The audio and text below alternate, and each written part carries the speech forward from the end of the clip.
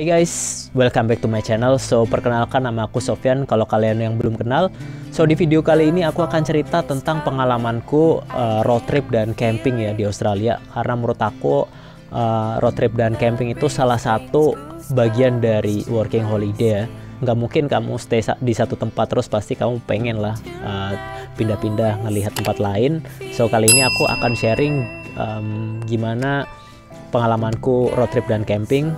Jadi pertama kali aku di Australia itu aku di Cairns, dan dari situ aku mulai turun ke bawah ke daerah Stanthorpe namanya. So dari sana, dari atas ke bawah itu aku naik mobil ya guys, dan perjalanannya cukup jauh, sekitar 3 hari 2 malam.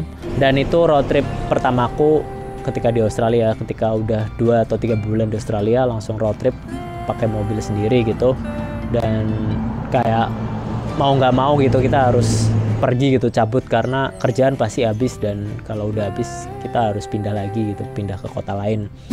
Dan ya, tips yang pertama itu adalah pastikan mobil kalian beres ya, mobil kalian nggak kenapa-napa, nggak suka mogok, dan cek dulu kayak olinya bocor atau enggak, rembes atau enggak. Dan sebelum road trip pastikan kalian ke bengkel dulu untuk ngecek kendaraan kalian itu sehat apa enggak ya, meskipun pasti keluar duit lah ya buat ngecek, walaupun cuma ngecek doang pasti mungkin mekaniknya minta duit, tapi ya nggak apa-apa untuk keselamatan kalian juga. Dan pastinya lebih baik kalian servis dulu mobil tersebut ya. Dan ya pastinya kalian juga harus cek ketika akan ke kota tersebut ya, karena tiba-tiba bisa aja hujan besar dan itu ada banjir. So biasanya kalau banjir itu roadnya itu ditutup ya, jalanannya itu ditutup, dan mau nggak mau kalian harus putar balik cari jalan lain, dan itu wasting time kan guys. So ya lebih baik kalian cek kondisi jalanannya, kira-kira ada banjir nggak pas kalau kalian mau ke kota tersebut gitu. Kemudian bawalah alat jumper mobil ya, dan alat jumper mobil itu menurut aku cukup penting karena kondisi suhu di Australia dingin ya, dan itu bisa menimbulkan tiba-tiba aki kalian itu drop dan harus di jumper. So pastikan bawa jumper ketika kalian road trip. Dan poin yang keempat adalah pastikan seberapa jauh mobil kalian bisa berjalan ketika tangki itu penuh ya. Misalkan mobil aku itu $60 itu full tank, bisa menempuh jarak sekitar 500 km. So ketika di outback itu biasanya jarak antara dari kota satu ke kota lain itu cukup panjang ya, dan bahkan ada yang lebih dari 200-300 kilo itu baru ada pom bensin. Pastikan teman-teman tahu kapasitas tangki mobil kalian seberapa jauh bisa berjalan, dan kalau misalkan kira-kira udah nggak cukup, masih setengah, itu langsung penuhin aja gitu. Karena kalau misalkan tiba-tiba nggak ada bensin di kota tersebut, dan juga lihat sign-nya ya, biasanya 200 atau 300 kilo gitu, kalau nggak ada pom bensin nanti pasti dikasih lihat ada sign gitu. So tetap awasin sign-sign tersebut, ngelihat ya. Intinya kalau aku sih kalau udah setengah gitu langsung aku fullin lagi gitu kalau pas nemu pom bensin ya guys. Dan yang kelima adalah jalan di Australia itu lurus-lurus semua gitu ya, dan lurus panjang banget, itu ngebosenin dan bikin ngantuk guys. So itu hati-hati banget. Kalau udah jalan lurus gitu, enakan punya mobil yang ada cruise controlnya ya, jadi kita nggak usah injek gas atau kopling gitu, ada pencet cruise control, kita tinggal udah pegang setir aja dan fokus ya tentunya. Dan yang keenam adalah miliki asuransi ya guys. So asuransi ini penting banget, minimal third party insurance lah. Third party insurance itu kalau mobil kalian nabrak mobil orang, itu mobil orang tersebut akan diganti ya semuanya, tapi mobil kalian sayangnya nggak bisa diganti ya, minimal mempunyai itu. Karena ada beberapa teman yang ternyata pernah kecelakaan nabrak mobil orang, dan mereka harus mengganti sekitar $7.000 atau 8.000 gitu, dan ya temanku itu nggak punya insurance. So buat kalian minimal mempunyai insurance, dan lebih baik lagi kalau kalian punya insurance yang bisa sekalian towing, karena kalau bisa towing itu ketika kalian road trip mobil kalian mogok akan ditowing ke bengkel terdekat untuk di servis gitu ya guys. Karena kalau nggak ada insurance itu biaya kecelakaan dan biaya servisnya itu cukup mahal. So ya pastikan kalian memiliki insurance ketika membeli mobil. Yang ketujuh adalah ya carilah travel mate yang mungkin cocok dengan kalian, yang mungkin sepaham dengan kalian, dan kalau bisa saling backup satu sama lain ya. Karena buat aku sendiri kalau cari travel mate itu yang nyambung, dan ya kalau misalkan ada apa-apa bisa saling bantu kalian juga.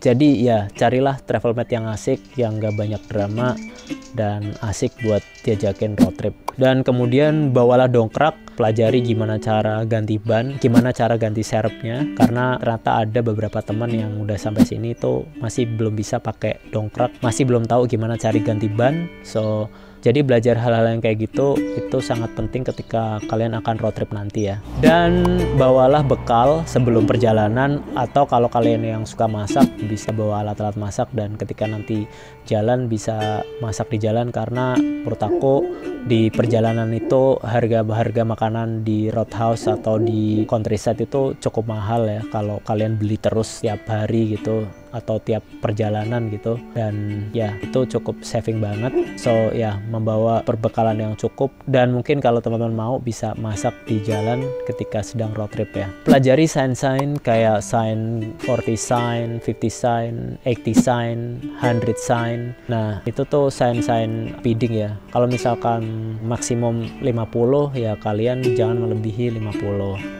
Kalau misalkan 60 jangan melebihi 60, kalau misalkan 100 juga kayak gitu, jangan melebihi 100. So pastikan jangan speeding karena fine-nya menurut aku itu mahal, dan ya nggak mau kan kalian kerja berat gitu, kerja keras di Australia tiba-tiba harus bayar fine $200 gitu kan, itu juga nyesek guys.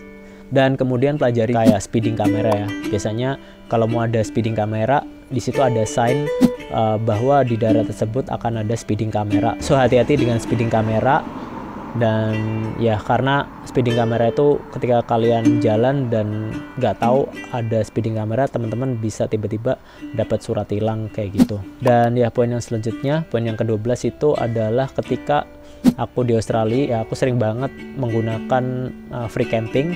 Jadi ketika nanti waktu road trip itu kalau teman-teman mau ya, kalau teman-teman suka ngecamp, kalau aku sendiri sih suka karena tinggal di hostel di Outback itu cukup mahal. Seharinya mungkin bisa 100-150.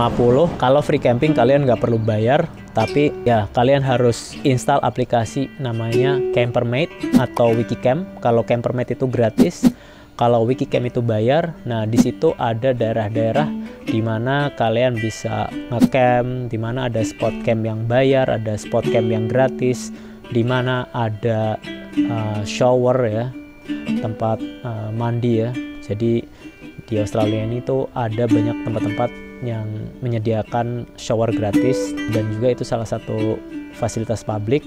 So teman-teman nggak usah khawatir mau nanti mandi di mana, dan di Campermate itu atau di Wikicamp itu ada informasi kalau di daerah tersebut itu bisa mandi ya guys. Dan ya hati-hati dengan kanguru, kalau udah hari udah mulai gelap, usahakan kalian udah tahu di mana kalian akan berhenti dan bermalam, karena kalau perjalanan malam itu cukup bahaya. Kalau ada kanguru, banyak banget kejadian kecelakaan sama kanguru ya, dan itu bisa menghancurkan mobil kalian kalau mobil kalian gak ada pull barnya.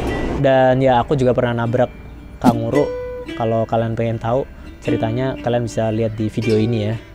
Dan tips yang terakhir, ternyata di Australia itu ada relocation camper van. Jadi kalau teman-teman pengen liburan aja dan mungkin nggak ada mobil ya, bisa pakai relocation camper van. Contohnya teman-teman lagi di Adelaide, teman-teman pengen ke Melbourne. Nah biasanya dari Adelaide ke Melbourne itu ada relocation camper van, yang camper van-nya tuh harus dibalikin ke Melbourne.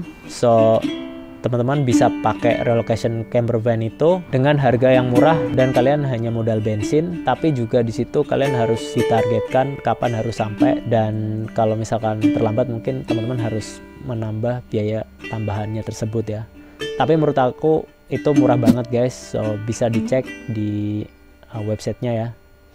So segitu dulu ceritaku tentang road trip dan free camping di Australia. Semoga bisa ngebantu teman-teman yang akan road trip dan free camping di Australia. Jangan lupa subscribe karena masih akan ada video-video menarik lainnya. So, see you next time.